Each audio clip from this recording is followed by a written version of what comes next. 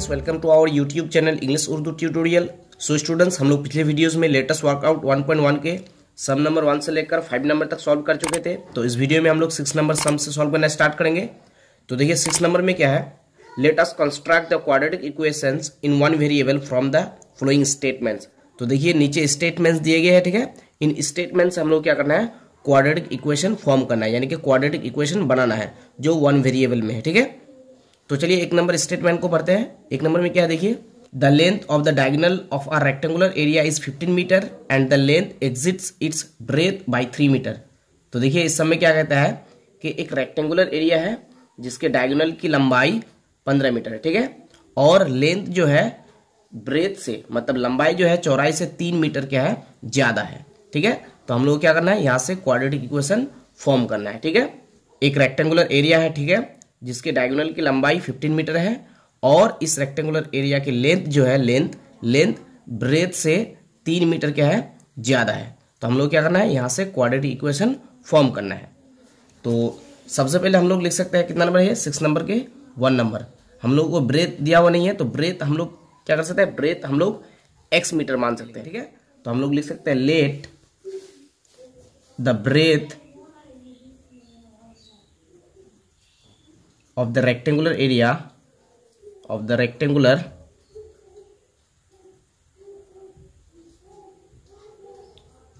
area is equal to x metre. मान लिया कि ब्रेथ क्या है रेक्टेंगुलर एरिया के x मीटर।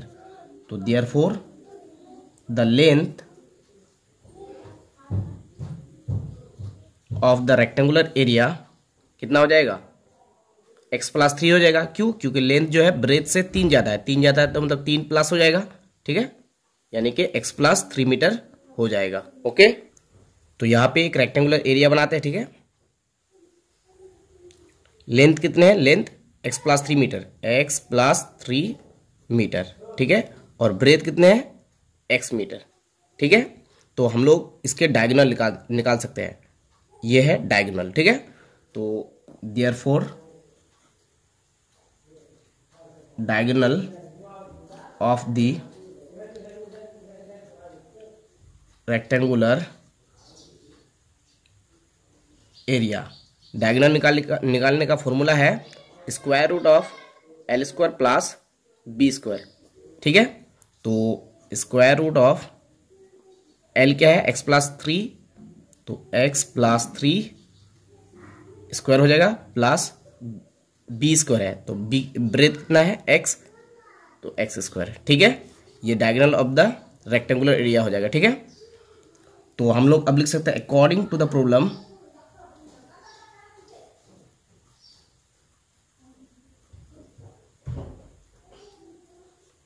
ये क्या है, diagonal of the rectangular area.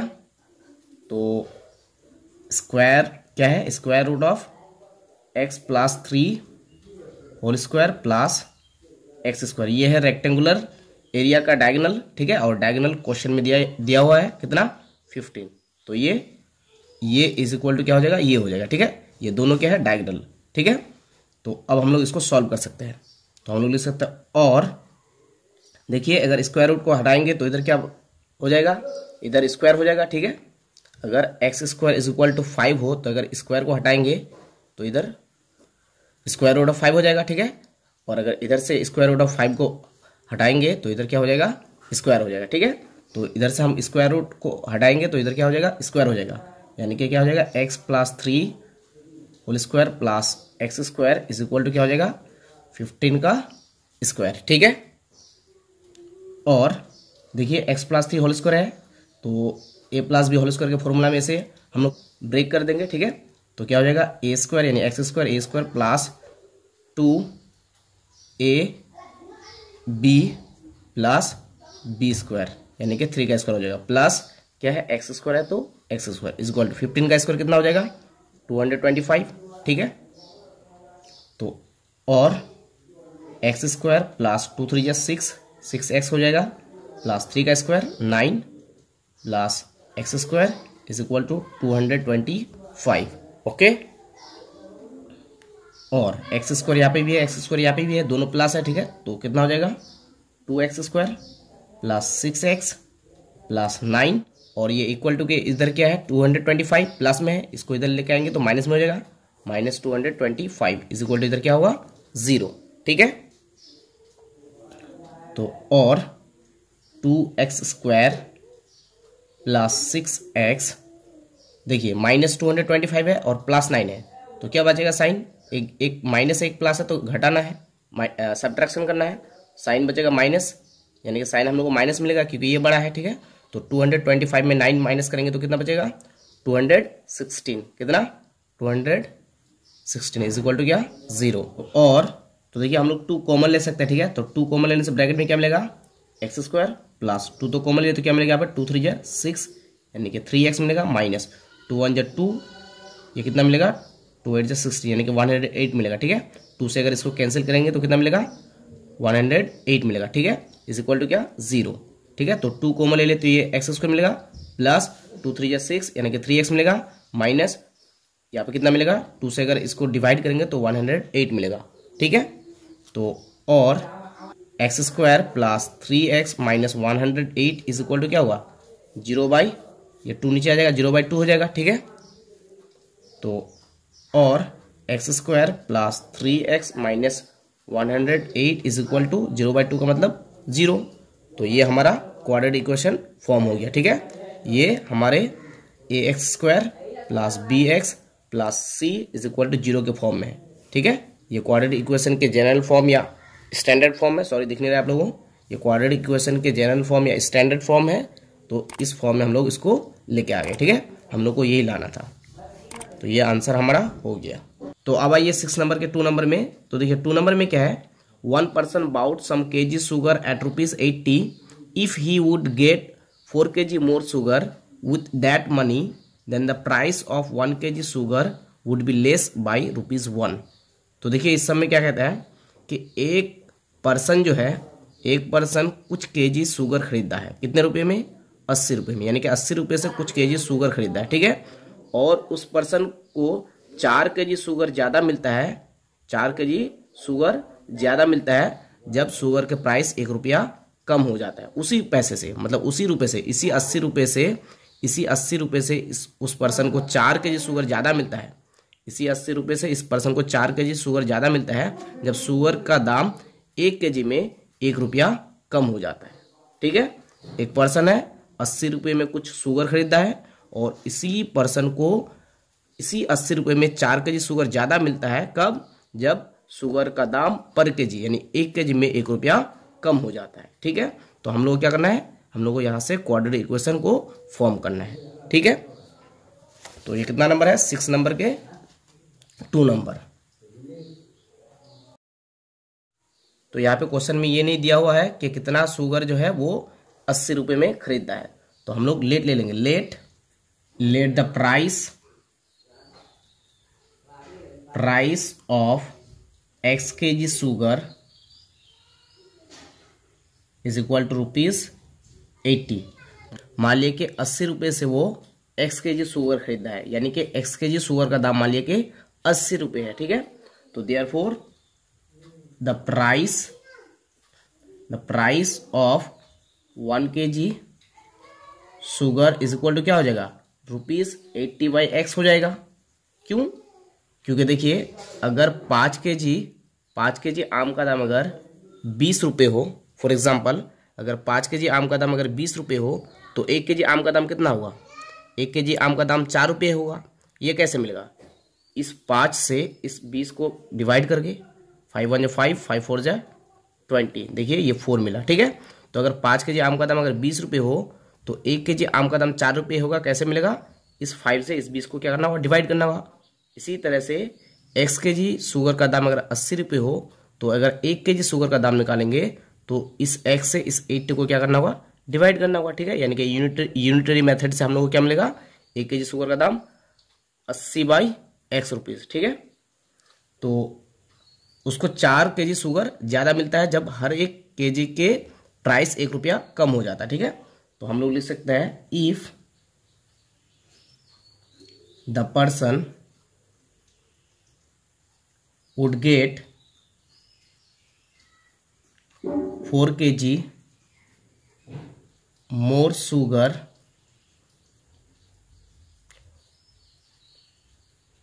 with that many,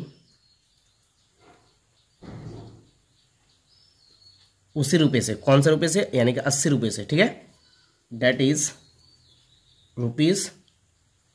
₹80। इसी 80 रुपये से उसको 4 kg शुगर ज़्यादा मिलता है, ठीक है।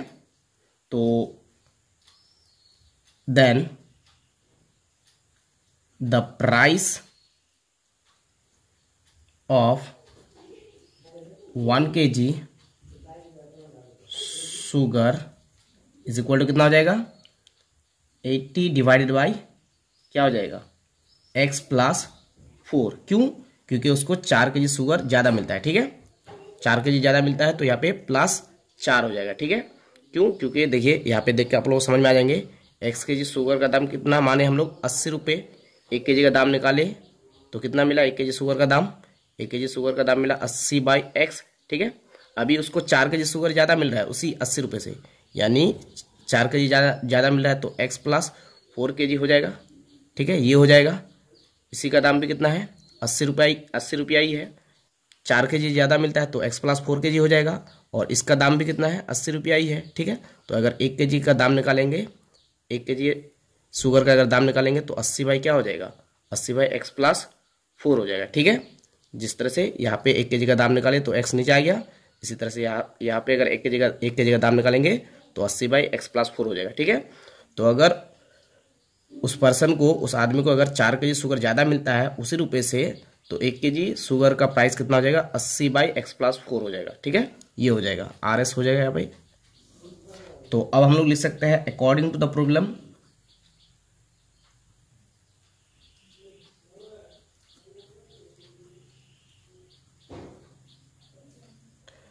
ये भी 1 kg शुगर का प्राइस है और ये भी 1 kg शुगर का प्राइस है, ये दोनों के प्राइस के बीच में डिफरेंस कितना है, 1 रुपया, कितना, 1 <1 बोला है, ठीक है। मतलब इस शुगर का दाम 1 रुपया कम, इस 1 kg शुगर का दाम 1 रुपया कम, और इस 1 kg शुगर का दाम 1 रुपया ज़्यादा, यानी कि इस रुपये से, मतलब इस प्राइस से, अगर इस प्राइस को अगर हम माइनस कर देंगे तो हमको इक्वल टू क्या मिलेगा, 1। क्यों, क्योंकि इस शुगर का दाम, इस 1 kg शुगर का दाम 1 रुपया कम, और इस शुगर का दाम 1 रुपया ज़्यादा, ठीक है, इसका दाम 1 रुपया ज़्यादा, यानी कि 80 डिवाइडेड बाई x जो है, ये प्राइस 1 रुपया ज़्यादा है, किससे, इससे, यानी कि 80/x + 4, इससे जो है 1 रुपया ज़्यादा है, तो माइनस कर देंगे, ठीक है, इससे इसको माइनस कर देंगे, इस इक्वल टू क्या मिलेगा, 1 मिलेगा, ठीक है। ये हो जाएगा हमारा अकॉर्डिंग टू द प्रॉब्लम में, इस तरह से हम लोग लिख सकते हैं, ठीक है। ये दोनों के प्राइस के बीच में कितना डिफरेंस है, 1, तो इस इक्वल टू क्या हुआ, 1। ये प्राइस 1 रुपया ज़्यादा है और ये प्राइस 1 रुपया कम है, तो इस प्राइस से अगर इस प्राइस को माइनस कर देंगे तो इस इक्वल टू क्या हो जाएगा, 1, ठीक है। तो ये अकॉर्डिंग टू द प्रॉब्लम में हो जाएगा। तो अब हम लोग को क्या करना है, यहाँ से हम लोग को इक्वेशन फ्रेम करना है। तो अब हम लोग लिख सकते हैं, और देखिए x है यहाँ पे क्या है, नीचे x + 4 है, तो एलसीएम क्या हो जाएगा, एलसीएम हो जाएगा x × x + 4, x × x + 4, ठीक है। तो x से x को डिवाइड करेंगे तो क्या मिलेगा, x + 4 मिलेगा, यानी कि x कैंसिल हो जाएगा, क्या मिलेगा, x + 4।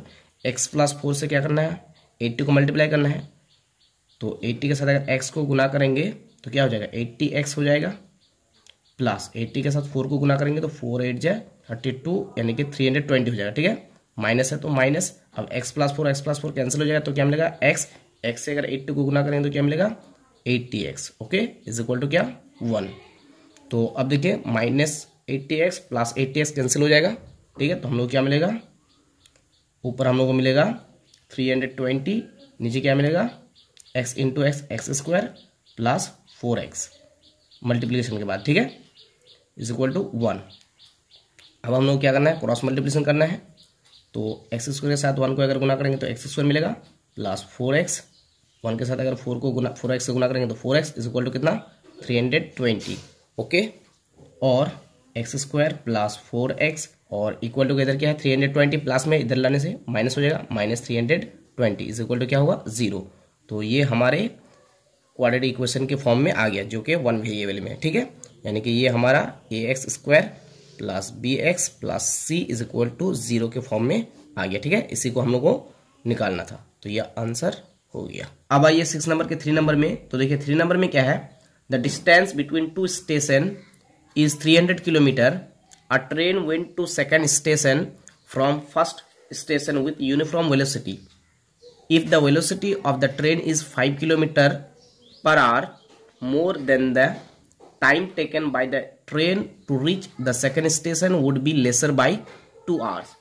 तो देखिए क्या बोल रहा है कि दो स्टेशन के बीच में डिस्टेंस जो है, मतलब दो स्टेशन के बीच के दूरी जो है वो 300 किलोमीटर है, ठीक है, और एक ट्रेन यूनिफॉर्म वेलोसिटी से जाते हैं, ठीक है। और क्या बोल रहा है कि अगर ट्रेन के स्पीड यानी कि वेलोसिटी अगर ट्रेन के 5 km/h ज़्यादा हो, मतलब पर आवर 5 किलोमीटर अगर ट्रेन के वेलोसिटी अगर ज़्यादा हो, then the time taken by the train to reach the second station would be lesser by 2 hours. तो टाइम क्या होगा, कम लगेगा, 2 घंटा ट्रेन को सेकंड स्टेशन में पहुंचने में, ठीक है। अगर 5 km/h ट्रेन के वेलोसिटी अगर ज़्यादा हो तो ट्रेन को टाइम सेकंड स्टेशन में पहुंचने में 2 घंटे कम लगेंगे, ठीक है। तो हम लोग क्या करना है, यहाँ से हम लोग को क्वाड्रेटिक इक्वेशन को फॉर्म करना है, ठीक है। तो बहुत ही आसान है ये भी। कितना नंबर है ये, 6 नंबर के 3 नंबर। तो ट्रेन की वेलोसिटी को दिया हुआ नहीं है, तो ट्रेन की वेलोसिटी को हम लोग x km/h मान सकते हैं, ठीक है, ठीक है।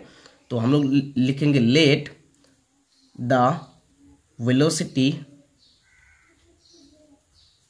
Of the train is equal to x km/h। मान लिए कि ट्रेन के वेलोसिटी जो है x km/h है, ठीक है। तो therefore to go 300 kilometre time taken by the train is equal to क्या हुआ, 300/x आर हो जाएगा। क्यों, क्योंकि हम लोग जानते हैं कि टाइम का फॉर्मूला क्या है, डिस्टेंस बाय स्पीड या वेलोसिटी, ठीक है। फिजिकल साइंस में क्लास 9 में ही है, ठीक है, कि टाइम इज इक्वल टू क्या, डिस्टेंस बाय स्पीड या वेलोसिटी। क्लास 9 में आप लोग पढ़े होंगे कि टाइम इज इक्वल टू क्या, डिस्टेंस बाय स्पीड या वेलोसिटी, ठीक है। तो डिस्टेंस कितने हैं, 300 किलोमीटर, तो 300। स्पीड या वेलोसिटी कितना है, वेलोसिटी है x km/h, तो x से डिवाइड लग जाएगा, ठीक है। यानी कि ट्रेन को 300 किलोमीटर जाने में टाइम कितना लगेंगे, 300/x आवर, ठीक है। तो ट्रेन के स्पीड क्या हो रहा है, वेलोसिटी 5 km/h ज़्यादा हो जाते हैं, ठीक है, जिससे 2 घंटा टाइम सेकंड स्टेशन में पहुंचने में कम लगते हैं। यानी कि ट्रेन के वेलोसिटी जो है 5 km/h ज़्यादा हो जाते हैं, ठीक है। तो हम लोग लिखेंगे if the velocity of the train is 5 km/h more than to go 300 kilometer time taken by the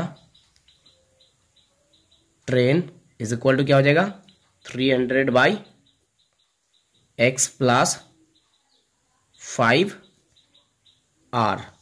क्यों, क्योंकि देखिए जब वेलोसिटी x होते हैं तो 300 किलोमीटर दूर जाने में टाइम लगता है कितना, 300/xr, ठीक है। तो जब वेलोसिटी 5 किलोमीटर बढ़ जाता है, वेलोसिटी जब x km/h होते हैं 300 किलोमीटर दूर जाने में टाइम इतना लगता है, ठीक है। तो वेलोसिटी 5 km/h बढ़ जाता है तो x में 5 प्लस हो जाएगा, ठीक है। तो 300 किलोमीटर दूर जाने में टाइम कितना लगेगा, 300/x + 5r, ठीक है। आई होप कि आप लोग समझ गए होंगे। तो अकॉर्डिंग टू द प्रॉब्लम में हम लोग लिख सकते हैं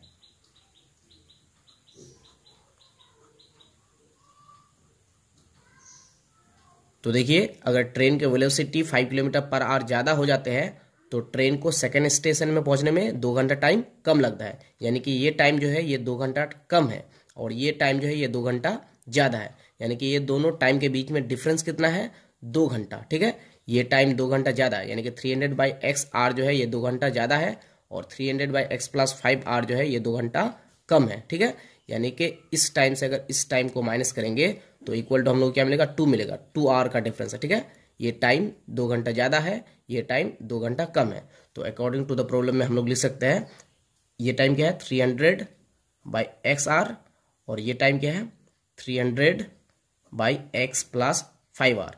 ये दोनों के बीच में डिफरेंस कितना है, 2 घंटा का, यानी कि इस टाइम ये टाइम 2 घंटा ज़्यादा है, ये टाइम 2 घंटा कम है। तो इस टाइम से इस टाइम को माइनस कर देंगे तो इस इक्वल टू क्या मिलेगा, 2 मिलेगा। ठीक है, तो अब हम लोग इसको सॉल्व करेंगे और हम लोग यहाँ से क्वाड्रेटिक इक्वेशन को फॉर्म करेंगे। ठीक है, तो और एलसीएम क्या आ जाएगा, देखिए नीचे यहाँ पे x है, यहाँ पे क्या है x+5 है, तो एलसीएम आ जाएगा x × x+5। ओके, तो देखिए x कैंसिल हो जाएगा तो क्या बचेगा x+5। इस x+5 को क्या करना है 300 से मल्टीप्लाई करना है, तो 300 से जब x को गुना करेंगे तो 300x हो जाएगा, और प्लस है तो प्लस 5 से जब 300 को गुना करेंगे 5 3 15 यानी कि 1500 हो जाएगा। माइनस है तो माइनस x+5 कैंसिल हो जाएगा, क्या मिलेगा x से 300 को मल्टीप्लाई करना है तो 300x हो जाएगा, इज इक्वल टू क्या है 2 है तो 2। तो देखिए -300x + 300x कैंसिल हो जाएगा, तो ऊपर हम लोग को क्या मिलेगा, और में ऊपर हम लोग को मिलेगा 1500, नीचे क्या मिलेगा x² और प्लस x से 5 को गुना करेंगे तो 5x इज इक्वल टू क्या हो जाएगा 2 हो जाएगा। ठीक है, तो अब हम लोग क्या करना है क्रॉस मल्टीप्लिकेशन करना है, तो और 2 से अगर x² को गुना करेंगे तो 2x² प्लस 2 से 5x को गुना करेंगे तो 5 2 10 यानी कि 10x इज इक्वल टू क्या हो जाएगा 1500। ठीक है, अब नीचे कुछ नहीं है तो इसका मतलब 1 है, 1 से अगर 1500 को गुना करेंगे तो 1500 हो जाएगा। ठीक है, तो और 2x² प्लस 10x, और ये 1500 को अगर इधर लेके आएंगे प्लस में तो माइनस हो जाएगा, -1500 इज इक्वल टू क्या 0।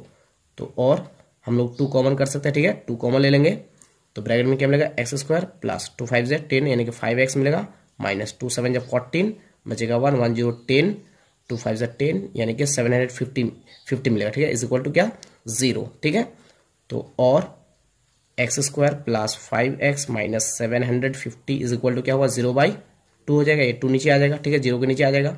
ठीक है, तो और x² plus 5x minus 750 is equal to क्या हो जाएगा 0/2 का मतलब 0। तो ये हमारा क्वाड्रेटिक इक्वेशन फॉर्म हो गया। ठीक है, ये हो गया हमारा आंसर। तो अब आइए 6 नंबर के फोन नंबर में। तो देखिए फोन नंबर में क्या है, a clock seller sold a clock by purchasing it at ₹336। The amount of his profit percentage is as much as the amount with which he bought the clock.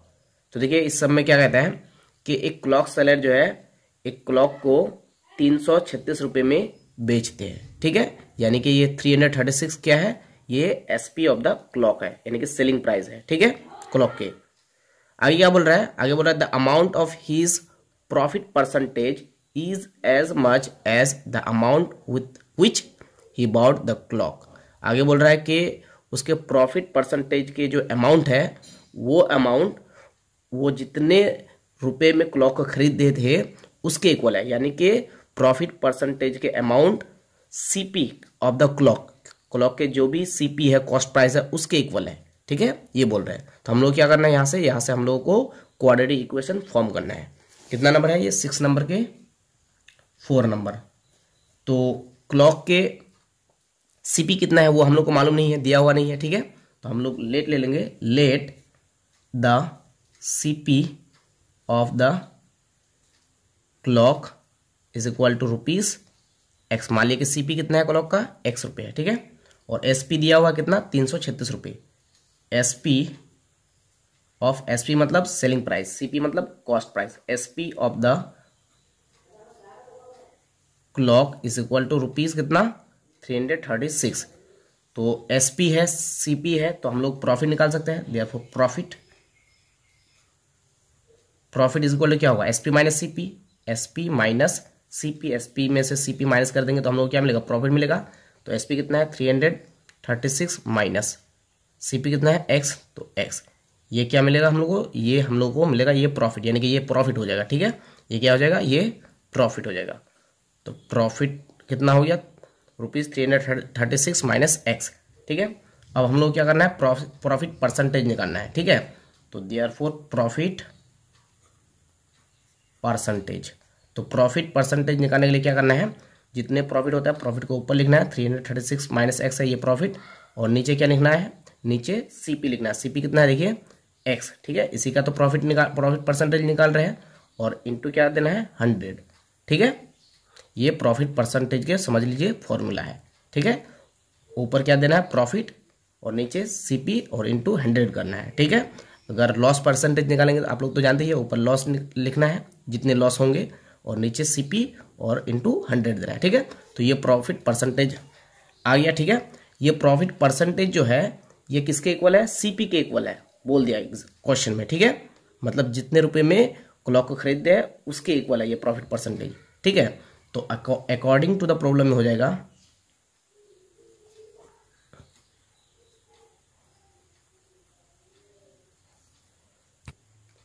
x is equal to 336 minus x by x into 100, ठीक है। ये profit percentage है, ये है CP, ये दोनों क्या बोला है इक्वल है, ठीक है। तो इक्वल कर दिया अकॉर्डिंग टू द प्रॉब्लम में, ठीक है। तो और अब क्या करना हम लोगों को, इसको सॉल्व करना है। x इज इक्वल टू, देखिए ये 100 जो है इसके साथ गुना हो जाएगा, तो 336 के साथ अगर 100 को गुना करेंगे तो 336, 2 जीरो ऐड हो जाएगा, माइनस x के साथ अगर 100 गुना करेंगे तो 100x हो जाएगा, ठीक है। नीचे क्या है x, तो x, और क्रॉस मल्टीप्लिकेशन करना है तो x क्या हो जाएगा एक्स स्क्वायर, और यहाँ पे नीचे कुछ नहीं है तो इसका अंदर 1 है, 1 से अगर इसको गुना करेंगे 33,600 को तो 33,600 होगा, ठीक है। माइनस 100x के साथ एक को गुना करेंगे तो 100x होगा, ठीक है। तो और एक्स स्क्वायर, और इस माइनस 100x को अगर इधर लेके आएंगे तो प्लस हो जाएगा, प्लस 100x, ठीक है। और प्लस 33,600 को अगर इधर लेके आएंगे तो माइनस 33,600 हो जाएगा, इस इक्वल इधर क्या होगा 0, ठीक है। तो ये क्वाड्रेटिक इक्वेशन के फॉर्म में आ गया, ठीक है। ये हो गया हमारा आंसर।